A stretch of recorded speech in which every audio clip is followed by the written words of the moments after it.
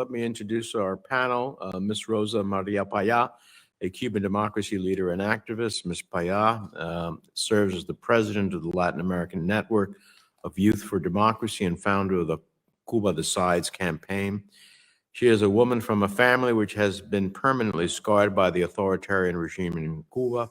Her father, Oswaldo Payá, was killed by the Cuban regime. He was one of Cuba's most courageous and influential political dissenters. We welcome you. Thank you so much, Chairman Menendez. It's a truly honor to be here today. In her book, Sex and the World Peace, Dr. Hudson argues that the status of women is the single most important predictive factor for state stability. In truth, the state terrorism in Cuba affects both men and women.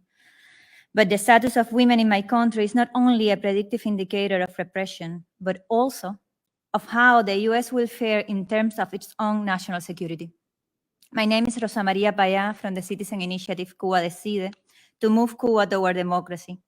With thousands on the island, during the last years, we have lived a radical increase in activism and peaceful demonstrations, and an equally intense increase in repression. 10 years ago, the Castro brothers ordered the murder of Harold Cepero and my father, Osvaldo Payá, a respected civic leader who mobilized thousands of citizens. And if the treatment of women is indeed an indicator, I tell you about the way my mother was treated when she had to leave Cuba because my father's murderers harassed my brothers and threatening me with death. And then in 2017, when she returned to visit her husband, Tom, the political police detained and expelled her from her own country with the collaboration of American Airlines. If a woman is a symbol for Cuba, her name is Aileen Navarro.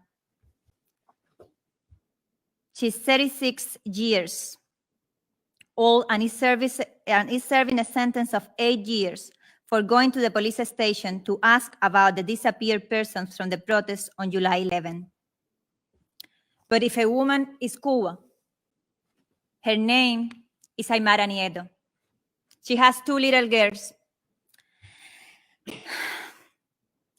whom she has not seen grow up because since 2018, she has been in prison for demanding the liberation of the political prisoners. There are more than 1,000 political prisoners in Cuba. That is more than in all Latin America combined. My country is on the brink of a humanitarian tragedy.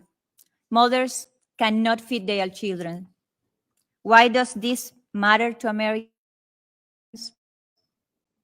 Well, because the world believes that you are a beacon of hope and freedom, but also because it is in your self-interest.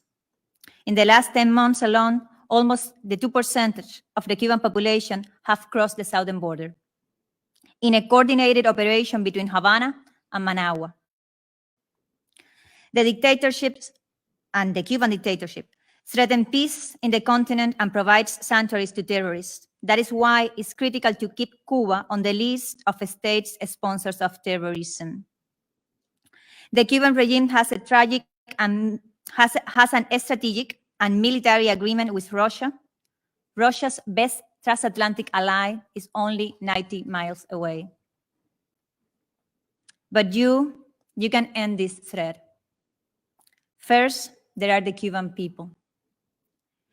Despite the terror, the humanitarian crisis, and the exodus, protest continues in my country. We Cubans, we are determined to be free. Second, we encourage the administration to stop any attempt of appeasement of the Cuban regime and instead demand the unconditional release of all political prisoners, the end of the repression, the respect in law and in practice of freedom of expression, association, and economic freedom. Apply individual sanctions, full use of the Global Magnitsky Act, targeting officials and individuals involved in human rights abuses. Create an international effort, a coalition of nations, in support of the right to decide of the Cuban people, of a binding plebiscite so that the Cuban people can decide the change towards democracy peacefully. Lastly, we ask the administration and the Congress to remember that American companies embrace the Sullivan principles to end the South African apartheid. Please request from the companies the same behavior towards the Cuban people. In closing, I'll share a story that you may not know.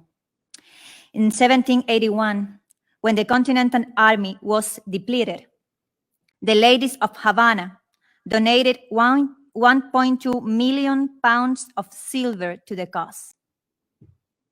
Many said that that donation was the foundation on which the building of democracy was built. The gift came with a letter. This is, so the American mother's sons are not born as slaves. Today, my country is enslaved, and all we are asking is for the US to support the people of Cuba, the women of Cuba, in our just quest for freedom. Thank you.